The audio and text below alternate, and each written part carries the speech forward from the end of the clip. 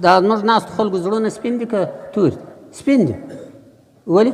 نو خو لمونځ کوو، روژه نیسو، روژه مې ونیوه، تراویح مې وکړې، وظیفې مې وکړې، لمونځونه مې وکړه، نفلونه مې وکړه، دعاوې مې وکړې، تسبیحات مې وویل، د ټولو زړونه تک سپین دي. مسلمانانو زړونه مې سپین دي.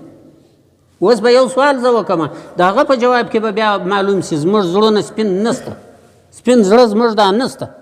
اوس به معلوم شي.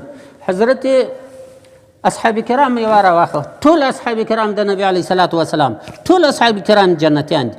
یو اصحاب نشي څوک ویلی چې نه دی جنتي.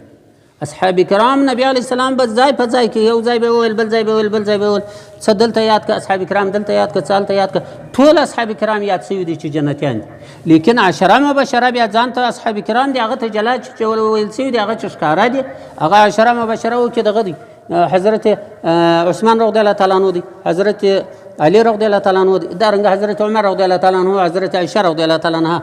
بس خدا بیا حضرت دا بیا دغه دی، دا عشره مبشره و دا بیا هغه خلک دي چې نبی علیه السلام ورته ویل دي چې ته جنتي یې، ستا ځای په جنت کې هلته.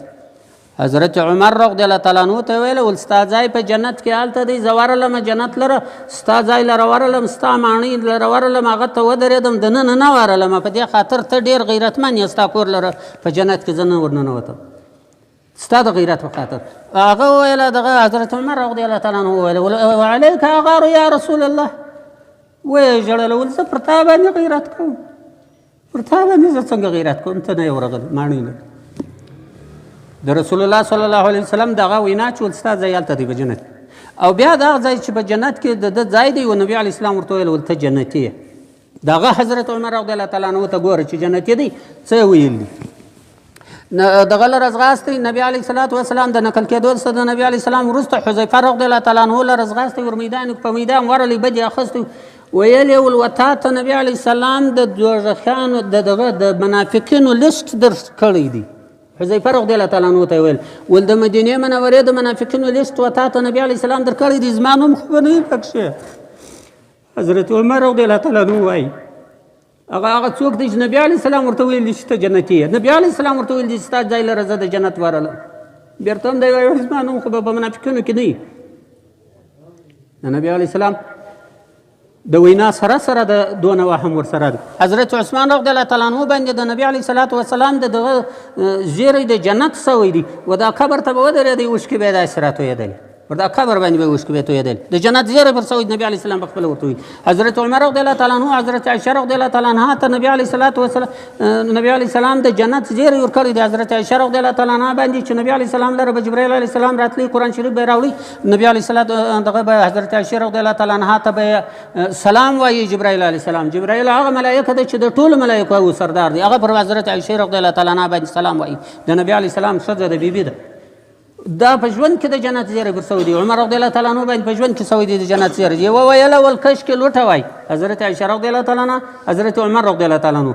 یوه ویله ول کشکې لوټه وای، میده سوې وای، نوم نه مې نه وای پاته سوی، په دنیا کې مې هېڅ نه وای.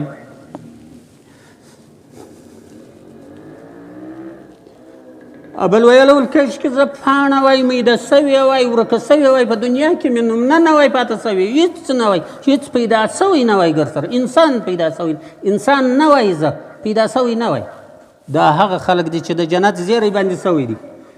دا هغه زړونه دي چې د جنت په زیری خبر زړونه دي چې زیری هم د جنت پر سوی دي. او دا خبره هم کوي. حضرت عمر رضی الله تعالی عنه حیوان ته ویله ول کشکې زه حضرت عمر نه وای، ته وای، دی وای لکه ته دغه وای، خو ته حضرت عمر وای، زه دی وای لکه دا ته. یعنی حیوان ته دا ویل چې ته به وایه واده خو پر ما باندې معتبر دی، خو کشکې زه وای دی لکه دا ته. هغه څوک چې د ژوند زیری د جنت پر سوی دي دغه خبرې دي.